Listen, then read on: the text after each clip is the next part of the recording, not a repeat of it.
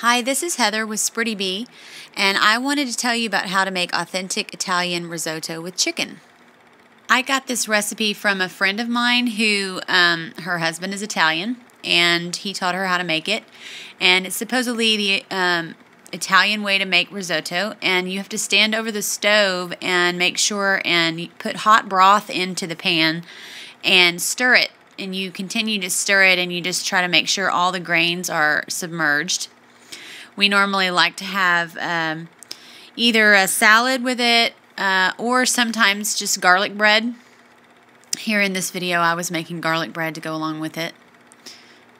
On my blog post about the recipe, it has the exact amounts that you use for each ingredient, but normally you start off by putting your onion and your oil or butter in the pan and doing that, and then you start off with either the wine or the broth. This time I put about a half a cup of wine, or maybe about a third a cup of wine in the pan, and I started that off as my liquid. And then once you start putting liquid in, you never just pour all the liquid in at the same time. You just do one ladle at a time of hot broth.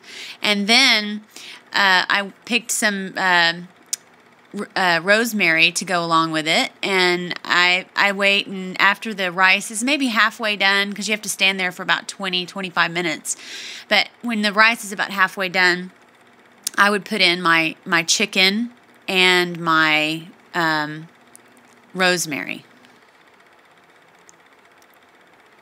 As you're stirring it, you're going to notice that you can pull the spatula across the bottom of the pan, and when you can see the bottom of the pan, that's when you want to add your next ladle of broth.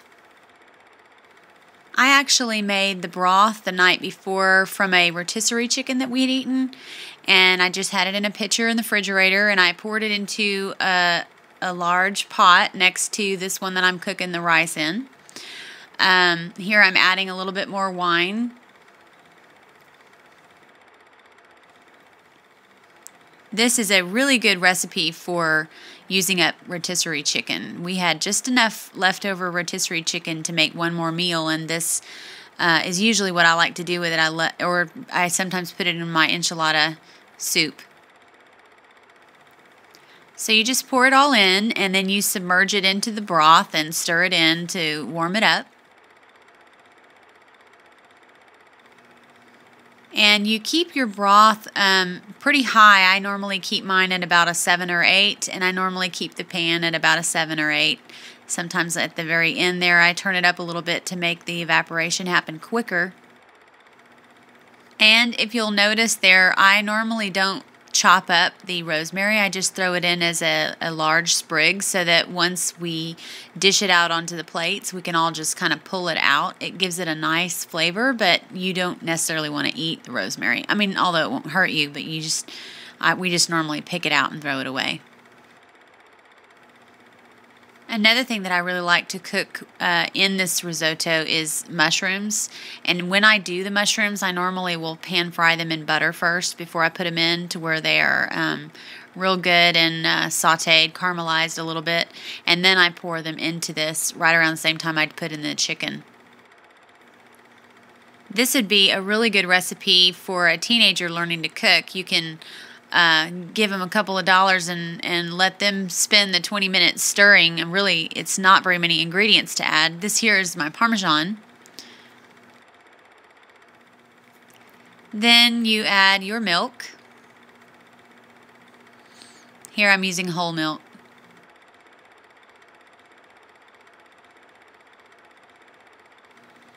You put the milk in right at the end, and then you would want to stir it in really good and add a little bit of salt and pepper, and make sure that you kind of evaporate most of the milk out, to where you have, it's not a soup and it's not a stew, and it's just a kind of a real wet rice dish, but it's really, really good, and it tastes great with a little bit of bread.